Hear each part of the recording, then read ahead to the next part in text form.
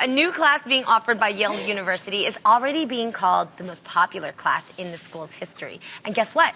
The subject is happiness. Yeah. The class, officially called Psychology and the Good Life, aims to teach students how to lead a happier, more satisfying life by focusing on positive psychology and behavioral change. The course's professor, Dr. Lori Santos, thinks that so many students are interested in the class because in high school, they had to deprioritize their happiness in order to gain admission to the school.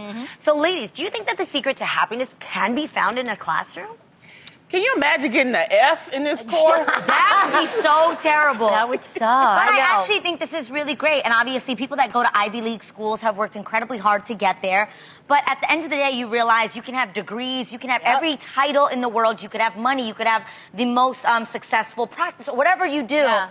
But none of that gets you happiness. And I think the fact that they're showing that this is a priority in life is incredibly important. I think it shows them that, yes, you can be able to know physics up and down, but do you know how to be happy? Well, I mean, people usually describe me as a very happy person.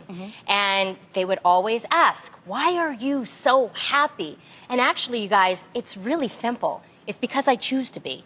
It doesn't mean I do not have struggles. It doesn't mean I don't have bad days. I just don't let my circumstances define me.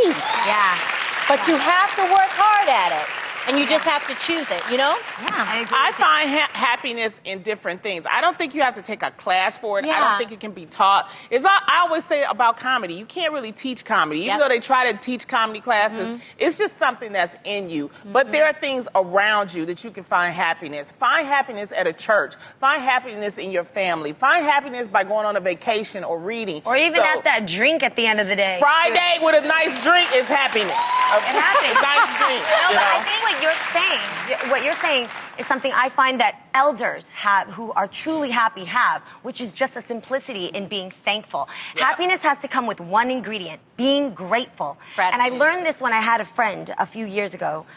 She was on her deathbed, so she has passed. But as she was leading up to this death, she started keeping a journal. And every morning she would wake up and she would just write down one thing that she was looking forward to in that day. And then before she went to bed, she would write down one thing that was an unexpected surprise that happened for her. Could have been a visit, could have been a word, could have been a funny joke on a TV show.